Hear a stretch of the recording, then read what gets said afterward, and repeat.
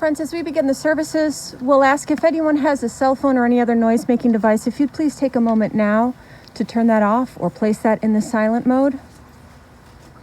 Officiating our services today is Rabbi Lizzie Heidemann.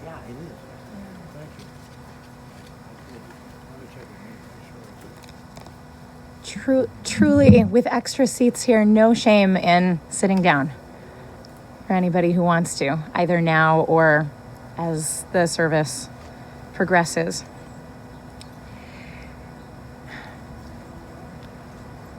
Morris said to me as we were discussing this moment, being out here at graveside for this funeral, he said, let's just keep it simple.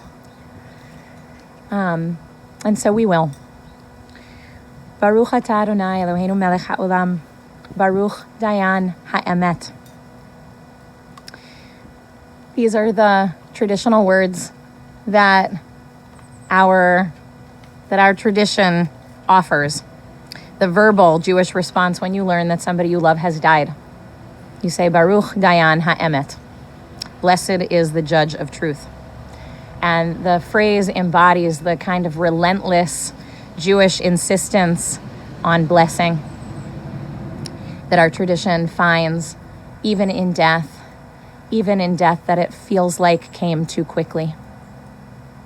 You can say it after me. Baruch dayan ha'emet. We are here today to bury Natalie Wilson Fisher, Nechama bat Yaakov b'Miriam, a vibrant, smart, insightful, incisive, devoted wife, beloved friend to so many of you, mother, grandmother, auntie, therapist, master gardener, Bostonian, Evanstonian. Natalie lived a full life, a beautiful life, and a challenging life.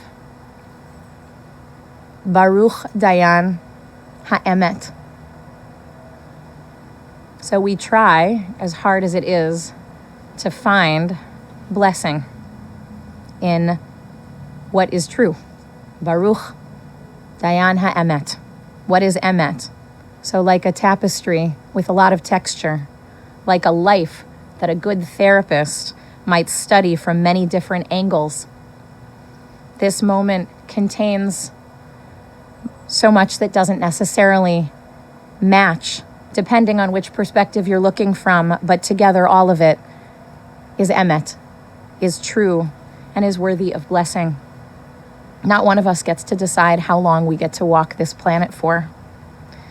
We only get to decide how we get out of bed and do it each day.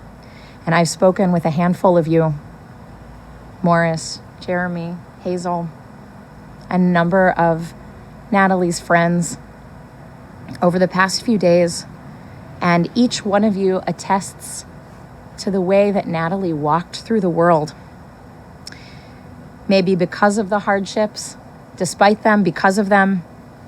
And these are the qualities that defined her life. These were her blessings. Her warmth, her integrity, her unceasing curiosity, her love of beauty, whether creating it in her physical space, wearing it, appreciating it in the arts and crafts of cultures and places she might go on trips with Morris abroad, appreciating beauty in nature. Her blessings included her desire to keep learning, whether Yiddish or literature courses at the Gleacher Center, or participating in book groups, Smith alumni groups, being in multiple consultation groups to support her therapy practice, and trying her best to cultivate relationships with her grandchildren and extended family, even at a distance. And for all of this, we say, Baruch dayan ha'emet. We insist on wresting a blessing from this moment, like Jacob wrestling the angel. And that blessing emanates from Natalie's life and the commitment to how she got out of bed and lived every single day. There's another traditional Jewish response to learning the death of a loved one, and that's a physical response, and that is to tear one's clothes. The tearing of the ribbon is a substitute for tearing one's clothes, which I imagine Natalie, with her love of beautiful clothing, would have approved of as a substitute. So I actually want to pause now. Jeremy and Morris are both the sad wearers of the ribbon. We take a moment to tear it.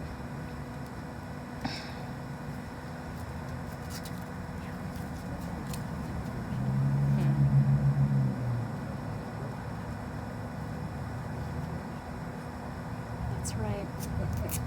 Oh, man. Thank you.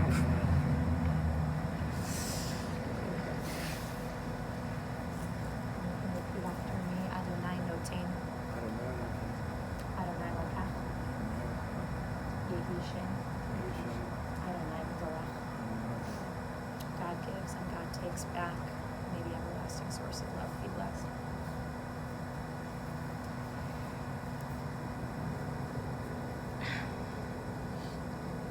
The traditional response of tearing one's clothes is messier and more visceral and doesn't try to mask in placating words of blessing the grief and heartache of this moment. The tear, whether on the ribbon or a shirt, embodies and shows on the surface what is happening beneath the surface, which is that there has been a devastating separation. And this separation has a different feeling and meaning to everybody who knew Natalie. I spoke with a friend from the Yiddish group who said, I'm one of her newer friends. I've only known her for about 20 years. And so I have to admit it is humbling. It is a humbling task to stand here as someone who has only known Natalie for a mere 10 years and try to pay full tribute to her life, a life that included more than its fair share of pain.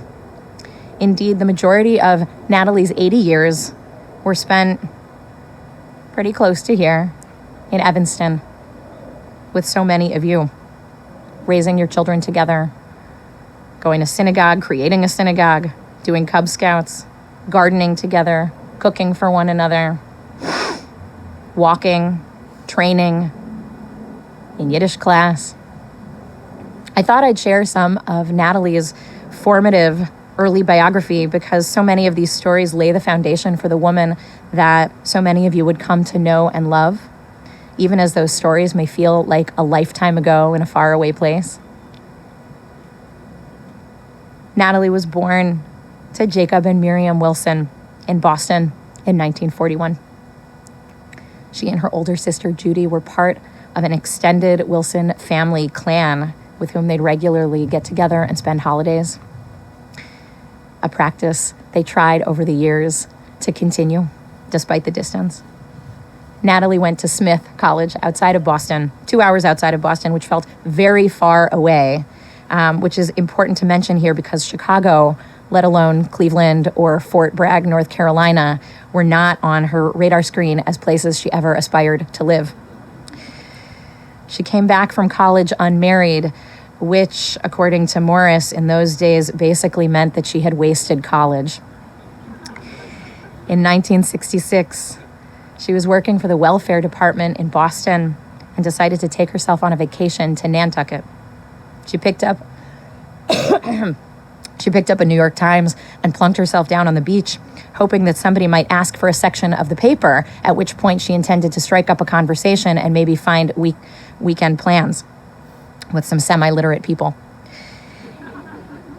As luck would have it, that is exactly what happened, and she ended up packed into a car with some Ivy League guys, and the one whose lap she was sitting on talked the entire time to the guy next to him, ignoring the girl on his lap. And as she disembarked, she turned to him and said, "Since I've been sitting on your lap this whole time, I may as well tell you my name." That lap belonged to Harvard medical student Morris Fisher. They got engaged the next year and married the year after that. In 1968, the same year as she got a degree in social work from Simmons College, the same year as Morris graduated from medical school. They spent the first few years of their marriage trying on different parts of the country: Cleveland, Ohio, Boston, the military base at Fort Bragg, North Carolina, and finally, during a particularly bad Boston winter in 1974 or 75, Rush Presbyterian St. Luke's Medical Center called up Morris about a neurology position here, and they toured Chicago, and as they drove up Sheridan Road, exploring possible neighborhoods, Natalie and Morris agreed that this would be great for a year or two. It was now 1975, and they had 2 kids, Bruce and Jeremy, and they moved into 1246 Judson in Evanston because Natalie felt, look, if we're going to live in Chicago, we should live near the lake. It was a great thought. The only problem was the house was basically uninhabitable.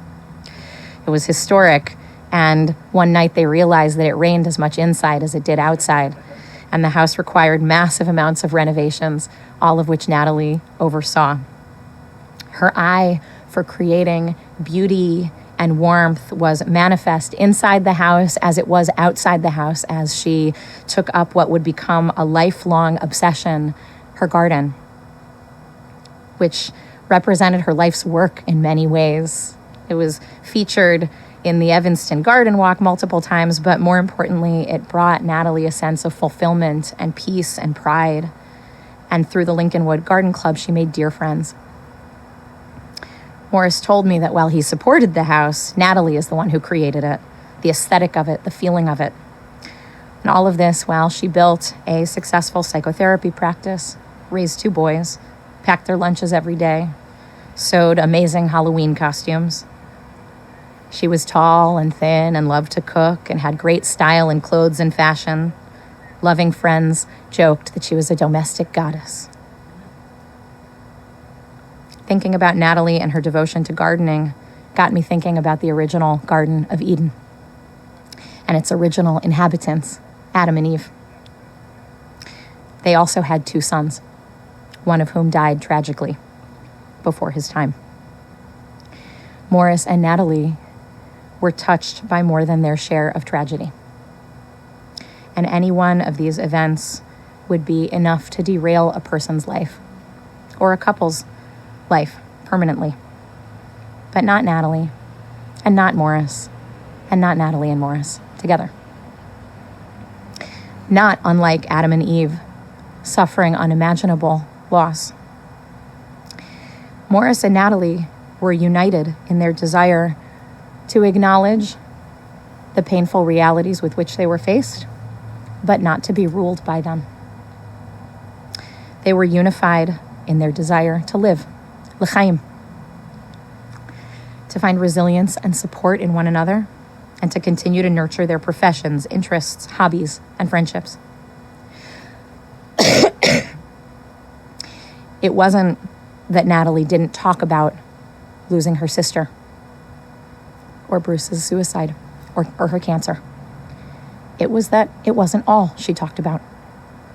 I spoke with a number of you who experienced Natalie as a most amazing friend. I heard that from a number of you. She was an amazing friend and such a great listener, never imposing her own agenda on your life, even if she had relevant experience to offer. One of you shared with me these words. You said, she was brilliant and could see through me and pinpoint exactly what I needed to hear, and I always left our times together feeling more centered, clearer on what I was feeling and thinking. I left smarter every time due to her words. 10 years ago, when Natalie was diagnosed with breast cancer, she was committed to living with it as one lives with a chronic illness, continuing to go to the theater and symphony, to travel and go out for dinner with friends, and keep wearing stylish clothes and beautiful wigs when necessary, and certainly to keep gardening. This past summer, on a hot and muggy July Saturday, she and Morris celebrated their 80th year around the sun in a tent out in the back in the garden, surrounded by Jeremy and Debbie and Rachel and Hazel, and about 24 close friends and a klezmer band and delicious food. And by all accounts, it was nothing short of magical. Something about the setting and the music and the decades of friendship and connection to one another and seeing other people's connections to them and to one another after all of this time, and the overall feeling of this being the essence of Morris and Natalie, cherishing life and cherishing long friendships and relationships, not ignoring or dismissing the dark, but choosing to focus on and live in the light. Soon thereafter, she began to lose feeling in her hand and discovered the cancer had metastasized to her shoulder. And for the first time, friends said it seemed like she was really scared. It seemed like she actually felt like she had cancer. And as recently as last week, Morris was preparing to care for Natalie at home, setting up a chairlift on the stairs, arranging care, planning to make her comfortable, have friends visit, and tend to her himself after a few harrowing weeks at the hospital. Her decline over this past week was unexpectedly swift. Strangely, despite having cancer for 10 years, no one was prepared for how quickly this moment came. It was a mysterious gift that Jeremy and Debbie and Hazel and Rachel, as well as Elizabeth and Nick and Jessica and Nat, happened to fortuitously be in town, all of you at the same time this weekend. This past weekend, you came over. Morris got a birthday cake, and there was a sense of comfort in the house as Natalie took her last breaths this past Friday night.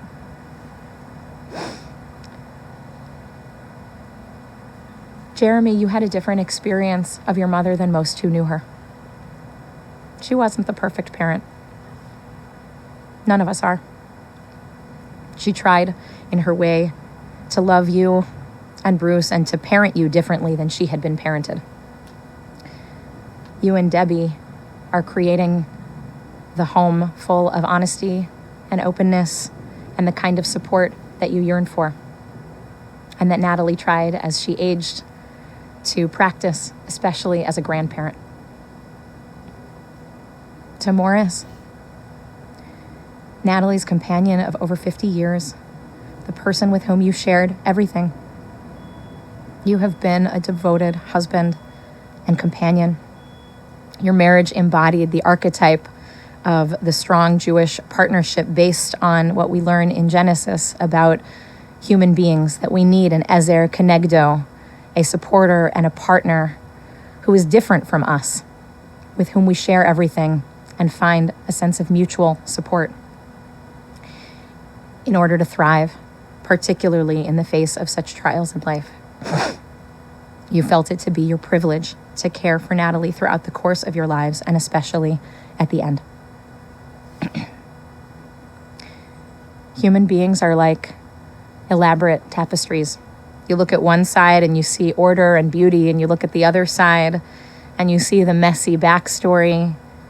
The weaver gets more experienced as they weave, and the experiences of life, all of them get woven into this tapestry. Natalie's tapestry included beauty and blessing and challenge and perseverance, and she worked every day to make it beautiful. Each one of us gets to decide how we will wake up tomorrow morning and move through the world given the hand that we are dealt. May we have the grace, the sense of dignity, the perseverance through pain, the devotion to friendship and appreciation for beauty and continual desire to grow and learn that kept Natalie vital and young even until her last breath. Baruch Dayan Ha'emet. Yehi Zichorna Livracha, Nechama, Bat Yaakov, Miriam. I want to invite up now Jonathan Glass, Miriam's nephew, for a few reflections. Come on up. Thank you for your wonderful, wonderful presentation.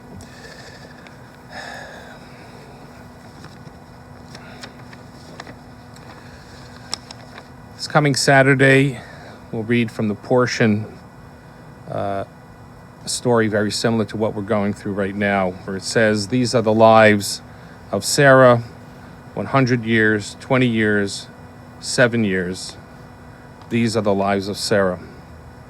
And so just like Abraham was saying farewell to his matriarch, we're saying farewell to ours. Natalie Fisher, Nechama Ella Bat Yaakov. Indeed, she was named for her paternal grandfather, Noach Eliyahu Nathan Wilson. My earliest memory is spending the night at her Brookline apartment watching a horror movie, which went late into the night. But the kicker is when I revealed to her that I had actually already saw the movie, keeping her up almost for no reason. And her response was just, that was it. And it was the coolest thing driving with her as a woman who could handle a stick shift. And as you could see, she had enormous patience, a quiet dignity, and never did I experience her anger or having her raise her voice, which was quite astonishing considering the famous Wilson temper. And who could forget that wedding? Top hat and tails. And some of you may remember that my sisters were bringing the cake to the end of the dinner, and they stepped on the tablecloth, and the cake was about to go. And by some miracle, one of the staff saw it, and they grabbed it right in time, and they saved the cake. And who knows, maybe they saved the marriage. And she won the lottery with you, my uncle, my only uncle, Morris, together with two beautiful boys and her two wonderful grandchildren. I felt kind of a kindred spirit because her and I became grandparents the same year. She dedicated her professional life to the service of others, all while her life, as we're talking maybe too much, pockmarked with traumatic tragedy, the shocking death of her sister, my mother, and then the unspeakable loss of her son, Bruce. The latter leaving an indelible internal scar, which made it an enormous challenge to return to life. But return she did, creating the beautiful garden and grounds of her residence, and dedicated herself to many other positive things that we just heard about, but which I experienced, and that was Yiddish. The last time I was in Chicago, I actually went with her to one of those classes, and I met her instructor, and I even got a gold star for knowing one of the more exotic Yiddish words from her teacher. But what was really astonishing is when she opened up her notebook, and I had a peek, and I observed this beautiful cursive Yiddish writing, as if she was writing in 19th century Eastern Europe. That infernal illness just never gave up and took her from us much too soon, as there was so much more to explore, as she was the last link to Miriam and so many more. But we leave her with the last words of Proverbs, which our tradition tells us were the words that Abraham himself spoke for Sarah in eulogy at the time of her burial. And I'll just read a few lines. Eshet Chayil Miyimsa, an accomplished woman who can find, woman of valor. Far beyond pearls is her value. Her husband's heart relies on her, and she shall lack no fortune. She repays his good, but never his harm, all the days of her life. Her children arise and praise her, her husband, and he lauds her.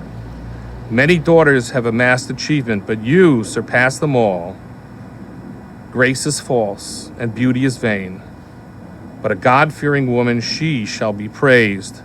Give her the fruits of her hand, and let her be praised in the gates by her very own deeds.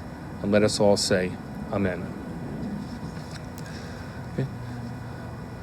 this time, I'm going to recite the memorial prayer where we mention her name, and I'll do it in Hebrew and English as we wish her well onto her next life. If you're able to stand, I just...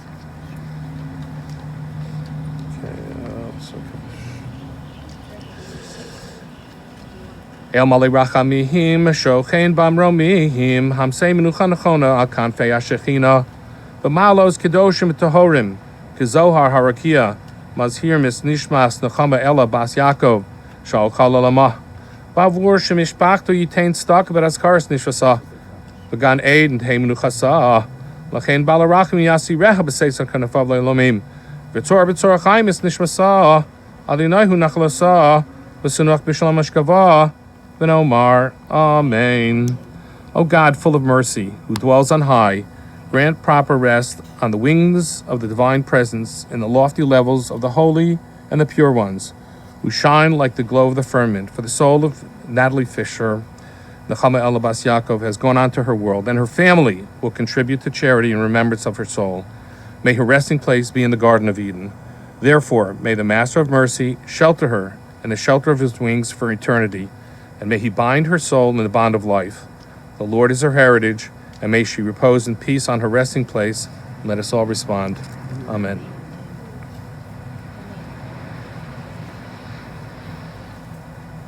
We're going to begin to lower the casket into the grave, and Morris told me the most important part of this moment is actually the escorting of Natalie to her final resting place, putting earth on top of the grave like a blanket. The first bit of earth that we'll use will come from a little packet that Jackie has here that actually comes from the earth of the land of Israel. Jeremy shared with me that a really happy family memory came from a trip to Israel together. And there's something beautiful about a little bit of that earth that both Jeremy and Morris and the family will place there, being the first to go on. And then after that, I invite you one by one to pick up the shovel and to put a few shovels of earth into the grave. This is considered a great mitzvah, a real act of love and loving kindness. Al Mekoma Tavo B'Shalom. May Natalie Fisher go to God in peace. Here, so Morris and Jeremy and Debbie and Rachel and Hazel, if you want to come too. Here.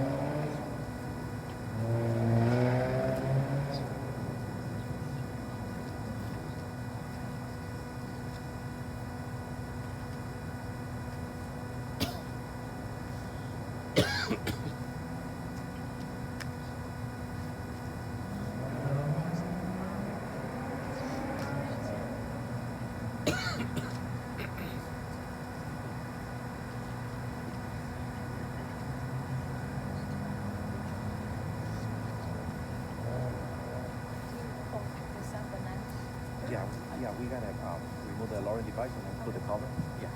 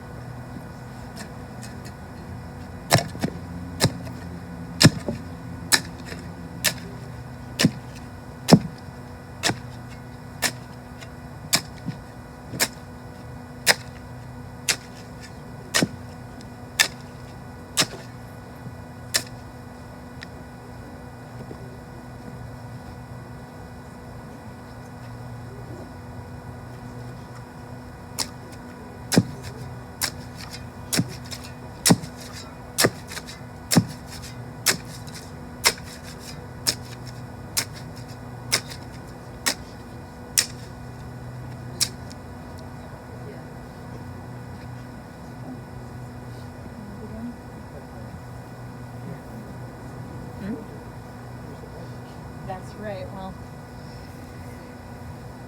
the tradition is that for the first shovel that you do, you actually use the back of the shovel. Again, a nod that we're not trying to be efficient here. But then after that, you can turn the shovel over and just go ahead and scoop in some earth. And I invite you to not be shy and just come up and participate.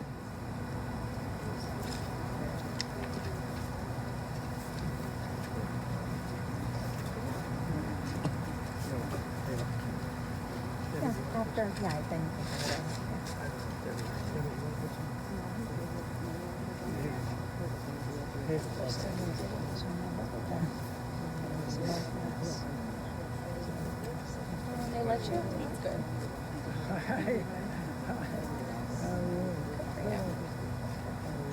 That's good. Sort of. You go ahead. I'm not sure. I didn't say that. I'm not sure it's younger. I guess I don't know if that's a knock on me or a... they're both of you. I'm joking.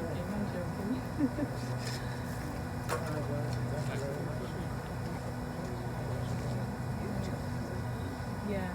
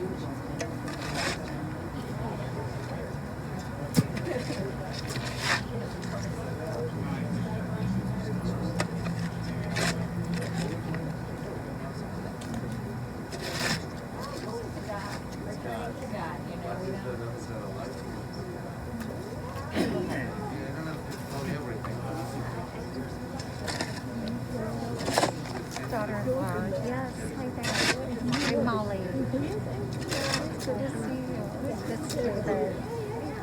Excuse me.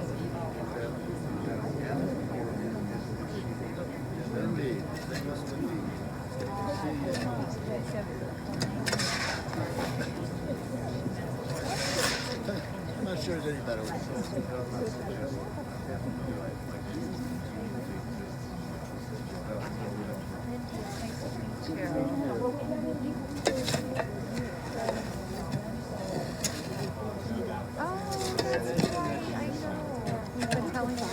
We've been telling Elsie first, so we gotta keep our eyes out for sure. Yes, they can. There are not that many boys there, too. Oh, and it's his first year, correct? Uh-huh, just like Sue.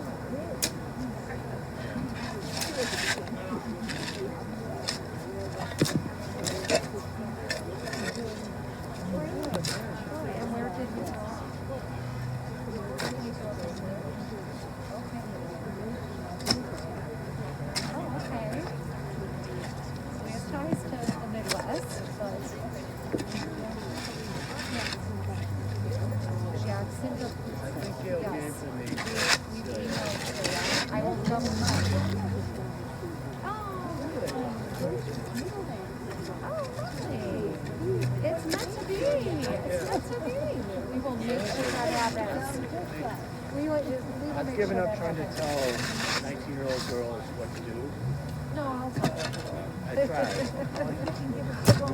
Yes, we do. There you go. Nice. Yeah, well, most of the people are pretty smart. Yes, for high school. Yep.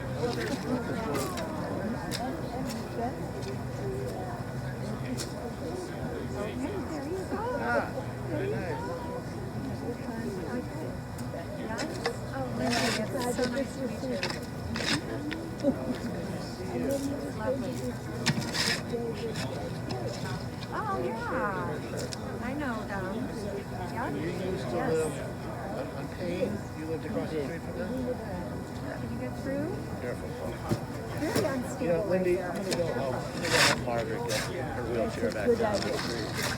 Good seeing you. I'm so glad you said hello. Thank you. I've been hearing all about you, so. Oh! Very much. Thank you. Yes, I guilted you in the stopping film in her hair. I did it probably 10 years before she did hers. Yeah, I was going to have to dye her, so I didn't want to do that. Anyway. I studied fine arts, so that's, yes, exactly. That was when I met David, he knew what I was all about. I actually did interior design for quite some time, and now I'm raising my daughters. Taking art again, but I haven't finished work on that, so I gotta figure something else out.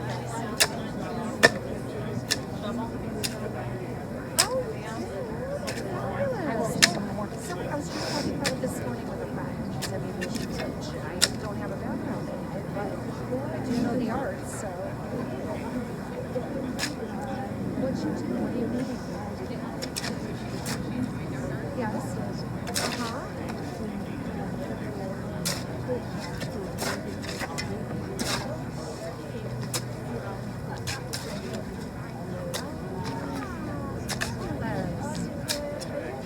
It is very much a learning skill. I have done things with it because it's just been a while.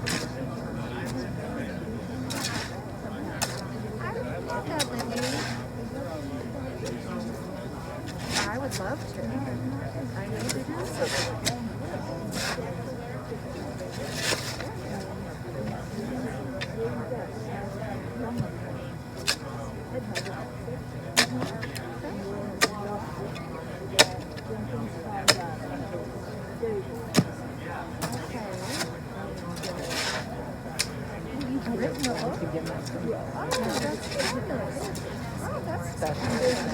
Yes, the answer is yes.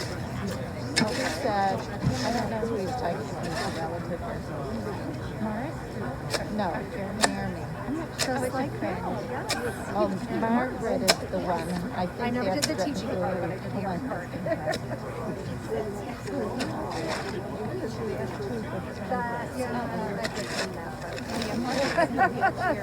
I did all great on the art projects. All the creative stuff was me. Thank you for saying hello. Good. We will make a plan. Tell her that we said you're going to go over and then we're going to go to the house.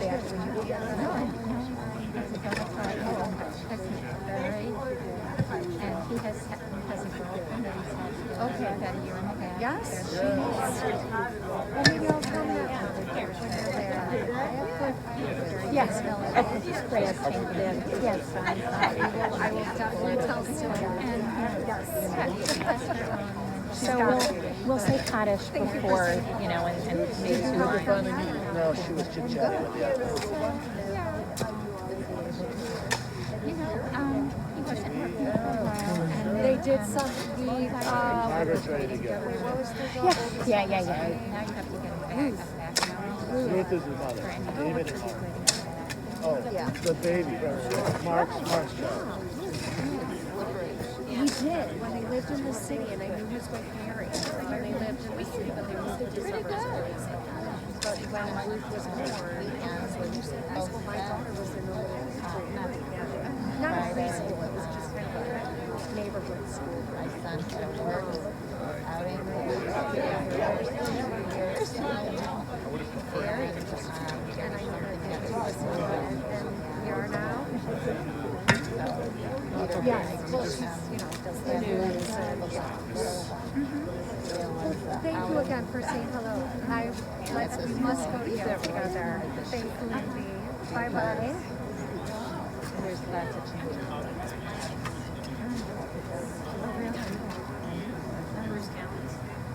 Sure, they agree.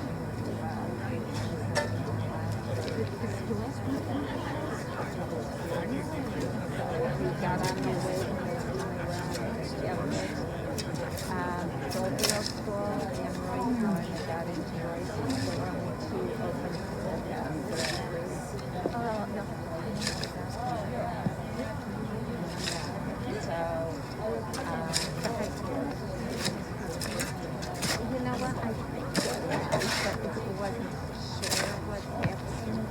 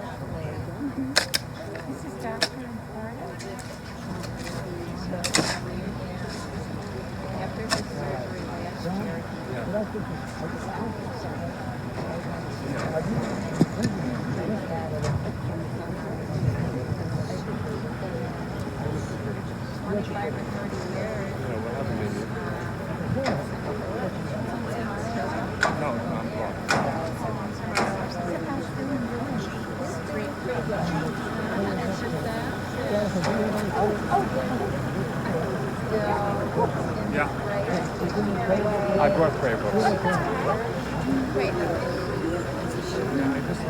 I can fill in the sign. The truth is, if you want, let her say Kaddish. Let them say Kaddish and then I'll switch. First grade. Go ahead. Great. All right. First grade. All right. All right. I want to invite everybody to come back as we say Kaddish, Kaddish Yatom, which we now can do. Kaddish is on the back of your packet. And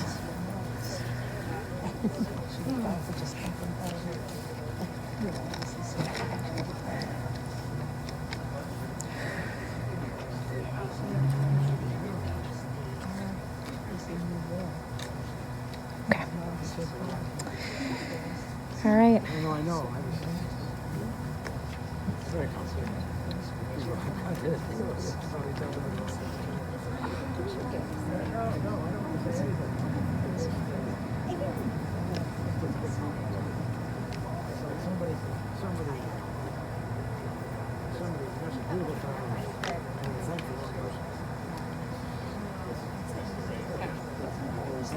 You ready? I'm ready. You ready? All right. So, we'll begin. You want to do it together? Yeah, sure. Gadal, Yitadash, Shemei Rabba, Amen. Yalma Tigrach Rute, Yavich Malchute, B'chayechon, Uvyomechon, Ubchaye, Dechol, Beit Yisrael, Bagala, Bizman Hariv, V'imru, Amen. Yehi Shmei Rabba, V'vorach, Olam, Umeil Mayor. Yitbarach, V'yishabach, V'yitpa'ar, V'yitromam, V'yitnaseh, V'yithadar, V'yitaleh, V'yithalal, Shmei Tekudsha, Le'ela min kol birchata v'shirata, tushbechata v'nechamata, tamiran ve'alma ve'imru, Amen. Yehi shlama rabba min shemaya, v'chayim aleinu ve'al kol Yisrael ve'imru, Amen. Oseh shalom bin romab, hu yaseh shalom aleinu ve'al kol Yisrael. Amen. Amen. Listen, Amen.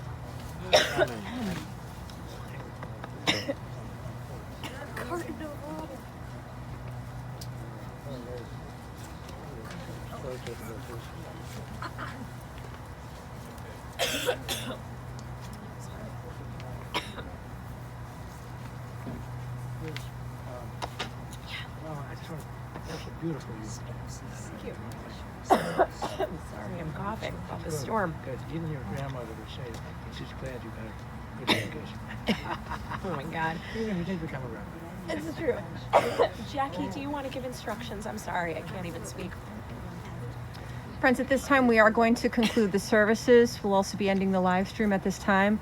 But before the family departs, we would ask that you make 2 lines facing each other, standing shoulder to shoulder, so that the immediate family may walk through and we can send them our final condolences as they depart the cemetery. Our staff will assist as well again, so we'll ask everyone to make 2 lines as standing face to face, shoulder to shoulder.